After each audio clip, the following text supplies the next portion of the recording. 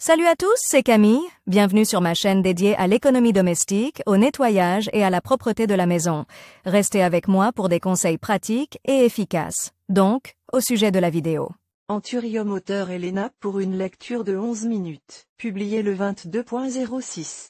2020. Les fleurs d'Anthurium sont d'une grande beauté. Cette plante tropicale peut fleurir toute l'année si elle est bien entretenue. Elles peuvent être coupées et former de magnifiques bouquets. Le bonheur masculin est capable d'absorber les odeurs de cuisine et celles émanant du plastique. En plaçant un vase dans la salle à manger, vous respirerez donc un air pur enrichi d'oxygène. Il existe environ 900 espèces de cette fleur à l'état sauvage. Soins à domicile. L'Anthurium a ses propres particularités en matière de soins, dont il faut tenir compte lors de l'entretien de la plante. Il vous plaira alors avec une floraison qui durera presque toute l'année. Emplacement et éclairage. L'hôte subtropical préfère la lumière et la chaleur. Mais la lumière doit être diffuse. Veillez également à ce que le vase ne soit pas exposé au courant d'air, ce qui ne lui ferait pas de bien. Si possible, en été, sortez la quenouille à l'extérieur. Seul l'endroit doit être à l'abri du vent et légèrement à l'ombre du soleil. Le meilleur endroit pour un anthurium est une fenêtre à l'est ou à l'ouest. En hiver, l'anthurium peut être conservé sur le rebord sud de la fenêtre, et en été, il est préférable de le placer sur une table près de la fenêtre. Si les fenêtres de l'appartement sont exclusivement orientées vers le nord, la langue rouge risque de ne pas fleurir. Il faut donc veiller à l'éclairer en hiver. Température. Essayez d'offrir à l'anthurium un régime de température favorable. Au printemps et en été, la température doit être chaude, plus 22 A. Pendant la saison froide, la température doit être d'au moins plus 16 A. Si la température de la pièce est inférieure à celle requise, complétez-la par une lampe. Sinon, la langue rouge risque de tomber malade. Arrosage. Pendant la saison chaude, arrosez votre anthurium 2 à 3 fois par semaine. En hiver, une fois par semaine suffit. Versez beaucoup d'eau. Avant d'arroser, laissez reposer l'anthurium et laissez-le se réchauffer à température ambiante. Pour éviter que les racines ne pourrissent, attendez que la terre soit à peine humide avant d'arroser à nouveau. Humidité de l'air. L'humidité autour du pot doit être élevée au point que des gouttelettes d'humidité dépassent des feuilles. Prenez donc les mesures qui s'imposent. Vous pouvez pulvériser l'anthurium 2 à 3 fois par jour, étaler de l'argile expansée humide dans le bac et l'humidifier chaque jour. Recouvrir le pot de mousse de sphaigne. Placer des récipients d'eau à proximité. Essuyer les feuilles avec un chiffon humide.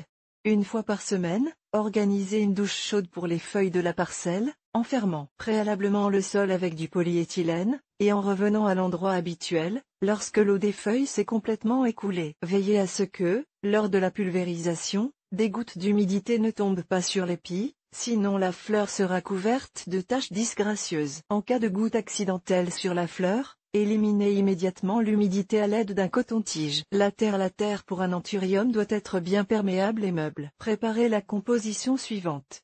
40% de tourbe. 40% de gazon.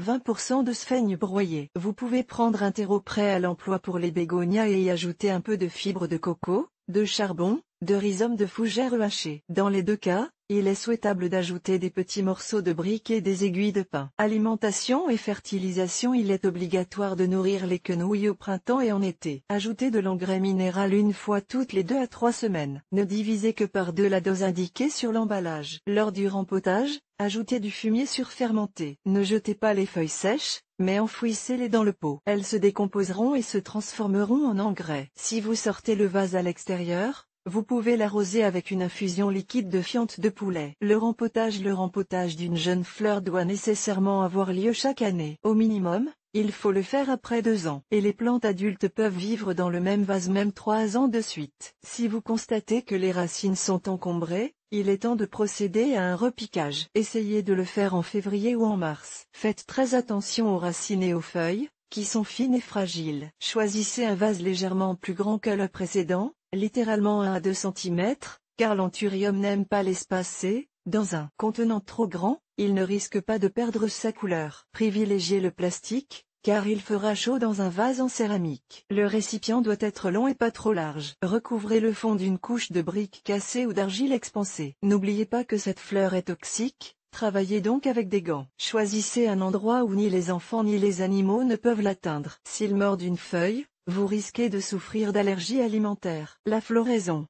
Pour qu'un anthurium puisse former des bourgeons, il est nécessaire de le maintenir au frais en hiver en réduisant la température à 15 à. Dans ce cas, l'anthurium vous remerciera en fleurissant tout au long de l'été. Certaines espèces donnent de la couleur toute l'année. Au bout d'un mois et demi, la fleur doit être enlevée, afin qu'elle ne commence pas à former des graines et qu'elle n'enlève pas sa force à l'arbuste. Ce représentant de la famille des aroïdes ne fleurit pas si les conditions d'entretien ne sont pas respectées: température, humidité, éclairage, arrosage. Il ne faut pas trop assécher le sol ni trop verser la terre. Il est obligatoire d'utiliser des engrais. Vous verrez alors invariablement un épi rose vif dans le cadre de la couverture foliaire. Les anthuriums peuvent être coupés et former des bouquets. Un bourgeon coupé reste dans le vase pendant 5 jours. Une fleur suffisamment épanouie ne se flétrit pas avant 25 à 30 jours. Comment choisir une fleur? Il est préférable d'acheter un vase avec une plante finie en été. Pendant cette période, l'anthurium a beaucoup de force et supportera plus facilement l'acclimatation à de nouvelles conditions. Ne mettez en aucun cas le pot dans la chambre à coucher, uniquement dans la cuisine ou la salle de séjour. Observez attentivement le spécimen proposé à la vente. Toutes les parties doivent être proportionnées, le pot ne doit pas être trop petit. Les racines ne doivent pas dépasser des trous situés au fond. Il ne doit pas y avoir de parasites sur la partie inférieure des feuilles les plus grandes. Les feuilles doivent également être exemptes de taches grises ou noires. Le sol du conteneur doit être humide.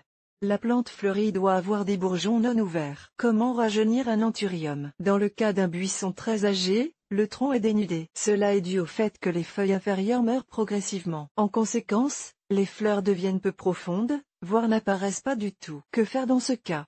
Rajeunir l'animal. Lors de la transplantation, recouvrez le dessus de mousse et attendez l'apparition des racines. Ensuite, séparez les boutures et plantez-les dans un pot. Vous pouvez couper les boutures du haut avec les racines aériennes et les mettre dans un pot avec de l'eau. Veillez à ce que la rosette soit à l'extérieur. Dans ce cas, le germe risque de pourrir. Et pour ne pas faire n'importe quoi, vous pouvez redonner à la rosette sa jeunesse d'antan, en polissant les feuilles à l'aide de produits spéciaux. Cette opération permet non seulement d'embellir la plante, mais aussi de créer une barrière protectrice contre les parasites. La multiplication. Les anthuriums peuvent être multipliés de différentes manières. Toutes ont à peu près le même succès. En divisant le buisson, cette méthode est la plus utilisée. Lors de la transplantation, divisez soigneusement le buisson en 2 ou 3 parties. Veillez à ce que chacune d'entre elles ait un point de croissance. N'utilisez pas de couteau, arrachez avec les mains. Sinon, vous risquez d'endommager les racines délicates. Plantez chacun des morceaux dans un pot séparé. Arrosez-les bien et placez-les près de la lumière, mais pas en plein soleil. Commencez à nourrir les nouvelles plantes au bout d'un mois. Avec des pousses, les anthuriums solides développent progressivement des pousses latérales. Vous pouvez les séparer et les planter dans un autre récipient. Faites-le lors de la transplantation, afin de ne pas endommager les racines. Et si vous avez besoin d'une pousse de toute urgence, retirez le buisson du pot avec le coma de terre et séparez soigneusement le matériel de plantation. Si la pousse a très peu de racines, plantez-les d'abord dans du sable pour l'enracinement, en couvrant le dessus avec une bouteille en plastique inversée. Conservez dans un endroit chaud, en aérant la pousse de temps en temps. Après l'apparition des racines, transplantez-les dans un pot. Par bouture, séparez les boutures. Séchez-la à l'air libre pendant un quart d'heure, puis mettez-la dans un bocal avec de l'eau. Couvrir d'un polyéthylène. Attendez l'apparition des racines au bout d'une semaine environ et plantez le bonheur mâle dans le mélange terreux. Par les feuilles, coupez la feuille d'anthurium, roulez-la en tube et attachez-la avec une ficelle de laine. Enfoncez-la à moitié dans le mélange de tourbe et de mousse, humidifiez-la bien et couvrez-la d'un bocal. Conservez le tout à l'abri de la lumière pendant 3 semaines. Lorsqu'une plantule apparaît, mettez-la à la lumière, mais pas au soleil. Au bout de 3 jours, retirez le pot. Au bout d'un mois, repiquez-la dans un endroit permanent. Par graines. Après avoir acheté des graines d'anthurium dans un magasin, plantez-les dans de la tourbe, arrosez la surface et recouvrez-les d'un film cellophane. Les germes commenceront à apparaître progressivement après quelques semaines. Attendez que toutes les graines aient germé avant de retirer le film. Continuez à pulvériser les jeunes plants à l'aide d'un pulvérisateur. Récoltez-les dans des pots de 10 cm après l'apparition de la 3e feuille. Si vous voulez récolter les graines vous-même, assurez-vous de les polliniser. Utilisez un pinceau pour transférer le pollen d'une fleur à l'autre. Répétez l'opération après 2 jours. Pour être sûr, vous pouvez recommencer. Attendez 8 à 10 mois pour que les fruits mûrissent. Retirez ensuite les graines, rincez-les et faites-les tremper pendant 2 heures dans une solution faible de manganèse. Plantez-les ensuite immédiatement dans le mélange de terre, en saupoudrant une couche de perlite. Répartir les graines sur la surface, les presser légèrement dans le sol et les pulvériser. Placez le verre sur le dessus. Gardez les semis à une température de plus 22 degrés pendant une quinzaine de jours. Les premières pousses devraient alors apparaître. Attendez que quelques feuilles se forment et plantez les semis dans de petits pots. Dès qu'ils grandissent, transplantez-les dans des récipients plus grands. Elles devraient fleurir au bout de 2 ans. Au début, les fleurs seront faibles, mais elles s'amélioreront d'année en année. Maladies et parasites. Si vous entretenez mal les anthuriums, vous risquez de provoquer l'apparition de maladies. Anthracnose. Cette maladie provoque l'apparition de taches brunes sur les tiges et les feuilles. Progressivement, celles-ci brunissent et se dessèchent. La plante mourra si vous ne prenez pas de mesures pour la sauver à temps. Éliminez les zones infectées et traitez les zones restantes avec des fongicides. Pourriture blanche. Les feuilles se couvrent d'une plaque blanche et perdent leur couleur naturelle. La maladie commence généralement sur les feuilles inférieures. Des fongicides ou une bouillie bordelaise aideront à guérir le chou-fleur. Champignons du sol. Le repiquage dans un nouveau sol est utile. Les racines endommagées doivent être enlevées et les racines saines doivent être traitées avec du manganèse. Parasites. In addition to disease, the plant can be attacked by spider mite, pinworm, thrips, aphid. Get rid of them with insecticides or acaricides. You can try to soak the leaves with a solution of laundry soap. Leave it for a few hours, and then rinse it off. Mistakes of care.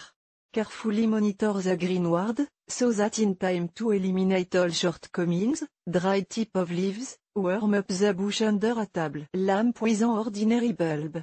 Leaves twisted into a tube, fill the tray with wet expanded clay, and pour a wet rag on the radiator. Wilted leaves and black spots appear, repose the plant in soil for bromelia. Brown spots sprinkled on the leaves, eliminate the draft and move the pot away from the window. Plaques appeared on the leaves, treat with antifungal agent. Leaves have yellowed, eliminate the cause. To prevent yellowing of the leaves, water the pay with soft not cold water. Add nitrogen to the soil. Do not spray in direct sunlight. Increase the daylight hours. Folk signs. L'anthurium est souvent appelé le bonheur de l'homme. Selon les croyances, cette fleur rouge doit être présente dans la maison d'un célibataire. Elle l'aidera à trouver sa moitié. En outre, elle agit sur la puissance masculine, ce qui permet d'éviter les ratés lors des ébats amoureux. Elle aide également à lutter contre la dépendance à l'alcool ou à la nicotine. Si le couple ne s'entend pas dans la relation, pour les restaurer aidera également la fleur de flamant rose. Les époux se réconcilieront et leur vie commune prendra de nouvelles couleurs. Pour une harmonie totale, il est recommandé d'utiliser le spathiphyllum, la fleur du bonheur féminin. Les femmes devraient également obtenir une queue de fleurs. Après tout, la couleur rouge, selon le Feng Shui, attire la richesse. Pour obtenir les résultats escomptés, il faudra toutefois bien s'occuper de l'animal. Pour les personnes nées sous le signe du lion, cette fleur deviendra un patron. Elle aidera également les personnes timides à devenir plus audacieuses, à se plonger dans leurs propres pensées et à prêter attention aux sentiments des autres. L'anthurium améliore l'humeur et soulage la fatigue. Pour qu'une belle plante soit utile, il faut l'offrir en cadeau. Et vous ne manquerez pas d'offrir un vase contenant une fleur aux jeunes mariés le jour de leur mariage, afin que leur vie soit belle. Propriété médicinale.